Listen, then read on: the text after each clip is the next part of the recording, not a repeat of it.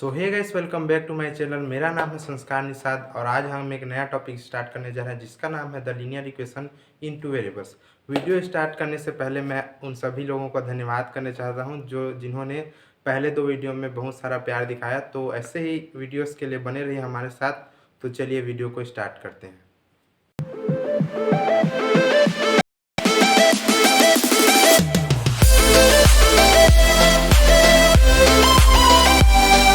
तो यहाँ पर देख सकते हैं हमारे पास टॉपिक है linear equation in two variables. तो सबसे पहले हम लोग ये जानेंगे कि लीनियर इक्वेशन क्या होता है। तो लीनियर इक्वेशन क्या होता है? इक्वेशन मतलब सरल शब्दों में जिसका दो साइड रहता है, एलएचएस और आरएचएस। अब linear equation in two variables बोला है, जैसे समझते हैं इसको। पहले मैं ऐसा कोई एक एग्जांपल लिखता हूँ, जैसे मैं लिखता हूँ x square plus 2x equal to 0। अब देखेंगे तो इसमें एक साइड एलएचएस है और दूसरे साइड आरएचएस है। तो ये इक्वेशन है, लेकिन ये क्या लीनियर इक्वेशन है? नहीं। लीनियर इक्वेशन का मतलब होता है जिसमें वेरिएबल का मैक्सिमम पावर हो 1। अब वेरिएबल मतलब क्या होता है? वेरिएबल मतलब जितने सारे अल्फाबेट्स होते हैं वो सारे वेरिएबल कहलाते हैं, और जितने सारे नंबर्स होते हैं 1 2 3 4 से लेकर इनफाइनाइट तक वो सब कहलाते हैं constant.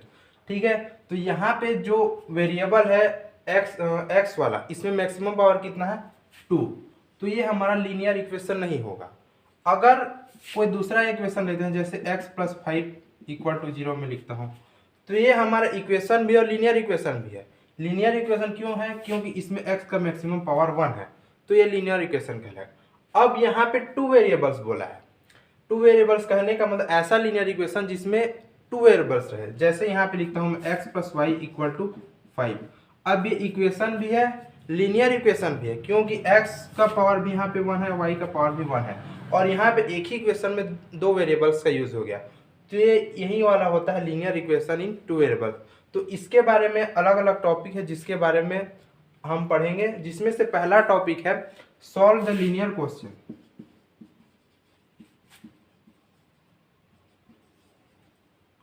Of pair of equation. मतलब कि कोई सा भी दो लीनियर इक्वेशन हमारे पास रहेगा उसको सॉल्व करना है। तो चलिए इसके बारे में पढ़ते हैं आगे। लीनियर इक्वेशन वाले चैप्टर में हमारे पास बहुत सारे टॉपिक है, जिसमें से सबसे मोस्ट इंपॉर्टेंट टॉपिक है solve the pairs of linear equation and find the variables. मतलब कि कोई सा भी दो इक्वेशन का यहाँ पे पेयर दिया रहेगा, उसमें से आपको वेरिएबल्स को फाइंड आउट करना रहेगा। तो उसके लिए बहुत सारे मेथड है, जिनमें से आज हम पढ़ने वाले हैं सब्स्टिट्यूशन मेथड। इस मेथड में क्या होता है देखते हैं। इस मेथड में अब आपको हर क्वेश्चन में हमेशा टू इक्वेशन दिया रहेगा, ठीक है। उसमें अब क्या करना है, सब्स्टिट्यूशन मेथड में सबसे पहले किसी भी इक्वेशन में से हमको एक वेरिएबल का यहाँ पे वैल्यू निकाल लेना है। कैसे निकालना है? जैसे यहाँ पे पहला इक्वेशन है 2x plus 3y equal to 0। अब यहाँ से या तो y इक्वल टू या फिर x इक्वल टू किसी एक का हमको वैल्यू निकालना पड़ेगा। कैसे? जैसे मैं निकालता हूँ यहाँ पे x का निकालता हूँ, तो 2x, इस 3y को उधर भेजेंगे तो ये हो जाएगा -3y होगा, प्लस वाला चेंज हो जाएगा माइनस में। अब देखेंगे यहाँ पे तो ये 2x है, मतलब 2 इंटू एक्स है, तो इधर मल्टीप्लाई के फॉर्म में उधर जाके डिवाइड हो जाएगा, तो ये होगा x equal to -3y bye 2। अब इसी x equal to 3y bye 2 को हमको सब्स्टिट्यूट करना है किसमें? इक्वेशन नंबर 2 में। ये वाला इक्वेशन नंबर 1 ले लेते हैं, इसको ले लेते हैं इक्वेशन नंबर 2। अब इसी x के वैल्यू को यहाँ पे हम लोग किस में रखेंगे? इक्वेशन नंबर 2 में। जब रखेंगे तो देखते हैं यहाँ पे क्या है, equation number 2 3x plus 4y equal to 5। इसमें x का जो भी वैल्यू है उसको यहाँ पे रखेंगे, ठीक है। रखते हैं 3 इंटू ये क्या होगा -3y bye 2 plus 4y equal to 5। अब आगे देखेंगे तो ये इसके साथ मल्टीप्लाई होगा, तो ये होगा 9y bye 2 plus 4y equal to 5। अब देखेंगे इसको कैसे सॉल्व करते हैं। तो बीच में प्लस है और दोनों का डिनोमिनेटर इक्वल नहीं है, तो सबसे पहले इसके नीचे में कुछ नहीं है, मतलब यहाँ पे हम लोग 1 लिख लेते हैं, ठीक। अब देखेंगे तो दोनों का डिनोमिनेटर इक्वल नहीं है, तो इस कंडीशन में हम लोग क्या करते हैं? Cross multiplication. क्रॉस मल्टीप्लिकेशन कैसे करते हैं? इसका मल्टीप्लाई इसके साथ, इसका मल्टीप्लाई इसके साथ, और बीच में जो साइन रहता है वही रहता है।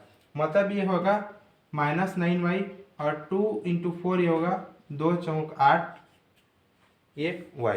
ठीक, और नीचे में दोनों डिनोमिनेटर का मल्टीप्लाई करना है, मतलब 2 और 1 का होगा 2। ठीक, आगे जाएंगे ये होगा 5। ठीक, अब देखेंगे तो यहाँ LHS में 1 टर्म है और RHS में 1 टर्म। अगर LHS और RHS में दोनों में केवल 1 टर्म रहता है और दोनों अगर फ्रैक्शन के फॉर्म में रहता है, मतलब बाय के फॉर्म में रहता है, तो वहाँ पे भी क्रॉस मल्टीप्लिकेशन किया जाता है, मतलब ये इसका मल्टीप्लाई इसके साथ और इसका मल्टीप्लाई इसके साथ। ठीक, अब देखेंगे तो ये होगा -9y प्लस, अब देखेंगे तो इसको सॉल्व कर सकते हैं। -9y और +8y दोनों लाइक टर्म है, तो ये जुड़ेगा कि घटेगा।